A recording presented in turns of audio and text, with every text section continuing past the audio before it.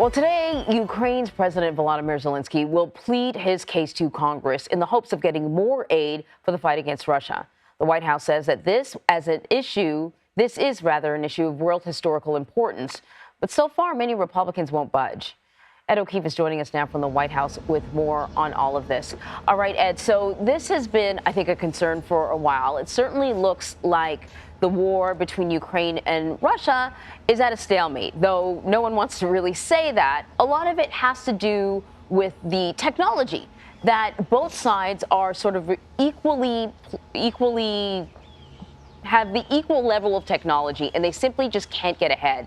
One step forward, one step back.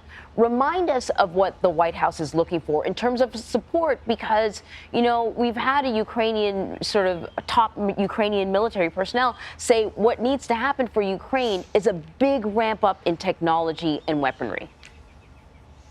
So the White House is seeking $61 billion for Ukraine as part of a bigger, more than $100 billion request of Congress to deal with a bunch of what they sort of call emergency issues. There's about $14 billion more for Israel, roughly the same amount, a little less for Taiwan as it deals, and other countries there in the Indo-Pacific as they deal with aggression from China, money for federal disaster aid, and then there was some money requested for border security technology as well. Congress hasn't budged on it at all, and now Republicans are saying, in essence, if you want that Ukraine funding, if you want to get the Israeli money done as well, let's address an urgent national security issue closer to home, the border.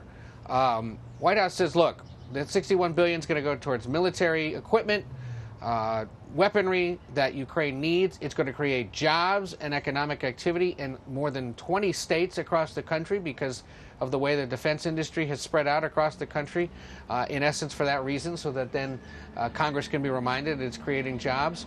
But there has been no movement. And what the White House is now warning through the budget director is if you cannot get that money to Ukraine by the end of this calendar year, it's going to dry up, they're going to slip back, Russia could potentially gain the upper hand, if not finish off this conflict much sooner than expected.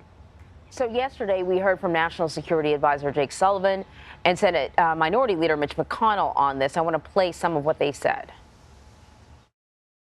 Any member of Congress who does not support funding for Ukraine is voting for an outcome that will make it easier for Putin to prevail. The Biden administration has chosen to lecture Congress with a brag reel of its supposed leadership in countering Putin in Europe. Now, if I recall, Mitch McConnell was a supporter of Ukraine and a supporter of funding Ukraine's war. What's happening? Why is Republican support dwindling? Yeah, well, he still supports funding Ukraine as much as possible. And so does Speaker Johnson, by the way, who has now modified his position, understands that that has to happen. But what they're arguing on behalf of their caucuses, they're arguing on behalf of Republican voters across the country, if you look at polling, is that there is increased skepticism, less support for funding that effort in Ukraine, unless or until there's also some response to what many Americans see as a more urgent national security threat, and that is the situation there along the U.S.-Mexico border. So all they're saying is, look, we'll give you the Ukraine money, but could you also please address this issue that Congress hasn't done anything about for the last 20-plus years, at least in a more serious way? The issue, though, is when you get into the details. Republicans want to do away with some elements of asylum policy. That's a no-go for Democrats who control the Senate, which is why you're seeing the Senate leader Chuck Schumer say that by tomorrow they're going to try moving on this bill. Republicans are likely to reject it, but that's okay. Doesn't mean it's all dead. What it means is everyone goes back to the negotiating table, figures out where the pressure points are, and with about 2 weeks to go until the end of the year, we've seen this dog and pony show before, Anne Marie, haven't we? They will use the calendar to their advantage to force some kind of resolution on this, because nobody wants to go home over the holidays and be accused of not helping Ukraine and, in essence, helping Vladimir Putin. That definitely hit a nerve with Republicans. But what they're saying is, if you can do that, we got to be able to show our voters that we're addressing an issue that's been put off for so long. Very interesting. Ed O'Keefe, thank you very much.